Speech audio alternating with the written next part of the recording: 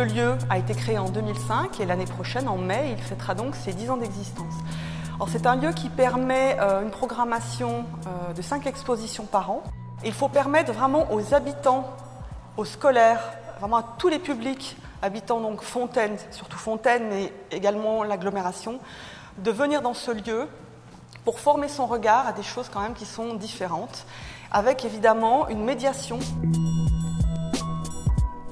Jean Rau, l'artiste qui va exposer pendant un mois au Vogue, est un artiste engagé. Alors cette exposition, je laisserai Brice en parler et nous Jean également. C'est une exposition de 30 ans de travail. C'est vrai qu'il est difficile de présenter 30 ans de travail, plus tout ce qui est en amont, en quelques minutes. Mais je peux dire que j'ai toujours eu le sentiment que j'étais fait pour ça, j'étais fait pour être artiste. Alors, je dis ça sans aucune prétention, parce que je crois qu'être artiste, c'est simplement être dans le réel. Hein, comme dit Pascal Convert, lorsqu'un artiste rencontre le réel, il ne le lâche plus. C'est pourquoi les photographies de danseurs, de sportifs et de mannequins de mode que vous voyez dans les journaux, dans les magazines ou à la télévision ont quelque chose de glorieux, de jeunes en bonne santé, et d'une manière générale se présentent comme des modèles stéréotypés, formatés, à imiter. Le fil directeur, c'est la question du portrait. C'est la question du portrait et c'est la question du portrait nu. C'est-à-dire que, qu'il y ait des vêtements ou pas, la question n'est pas tellement la nudité au sens strict, mais la nudité, elle est plutôt dans le dispositif, c'est-à-dire l'absence de trucs, l'absence d'effets. Voilà, je me méfie des effets de la photographie commerciale et que Lamarche Vadel appelait la photographie ustensilaire. C'est toute la question du beau naturel qui est posée là. Et la question du beau naturel hante les esprits, et pas seulement les esprits des artistes, depuis que l'art existe. Je considère que c'est à chaque fois une chance, un privilège de rencontrer quelqu'un qui est disposé à se faire photographier. Mais il a toujours travaillé, dès le départ, sur les oubliés. Moi, je ne juge pas les gens en fonction de leur portefeuille. J'essaie d'avoir une relation de regard, d'échange de regard intense avec chaque modèle.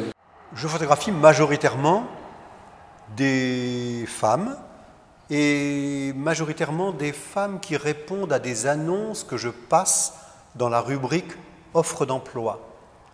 Ou bien c'est l'entremise d'un tiers. C'est-à-dire qu'en fait, le modèle fait la moitié du chemin et j'essaie d'être à la hauteur de la situation que j'ai moi-même provoquée, en quelque sorte. Ça amène à une réflexion autour de ce travail, autour de ces questionnements de la société actuelle. Et je crois qu'il ne faut pas en avoir peur. Il faut vraiment accompagner tous les publics à se poser la question, faire réfléchir. Et je pense que l'art contemporain, son enjeu, il est là. C'est la nudité au sens strict qui est montrée. Alors, cette salle, qui est donc réservée à un public majeur, éclaire toutes les autres. On s'attend à voir des corps découpés en morceaux, etc. Ben non, pas du tout. C'est des nus magnifiques. C'est ce qu'il y a de plus beau dans l'expo, c'est ça. Il pourrait mettre avertissement, attention, là c'est vraiment très beau.